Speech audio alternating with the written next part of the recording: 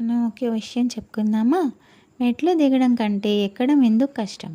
ఏ పని చేయడానికైనా శక్తి ఉపయోగించాల్సిందే. అయితే ఆ పని కష్టంగా ఉంటే ఎక్కువ శక్తిని, సులువుగా ఉంటే తక్కువ శక్తిని ఉపయోగిస్తాము.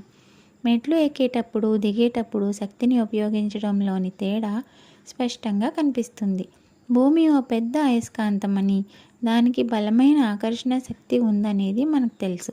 మెట్లెక్కి పైకి వెళ్తున్నామంటే మన దిశ భూమి యొక్క ఆకర్షణ దిశకు వ్యతిరేకంగా ఉంటుంది. అంటే మెట్లెక్కుతుంటే భూమి మనల్ని కింది వైపుకు లాగుతూ ఉంటుందన్నమాట. ఎవరైనా మనల్ని ముందుకు వెళ్లకుండా ఆపితే విడిపించుకోవడానికి ఎక్కువ శక్తిని ఉపయోగించాలి కదా. అందుకే మనకు కష్టంగా ఉంటుంది. కిందకి దిగేటప్పుడు మనం వెళ్ళే దిశ భూమిలాగే దిశ రెండూ ఒకే వైపు ఉంటాయి. అంటే కిందకి దిగేందుకు భూమి మనకు సహకరిస్తుంది. భూమి ప్రభావం వల్లనే ఇలాంటి పరిస్థితి ఏర్పడుతుంది.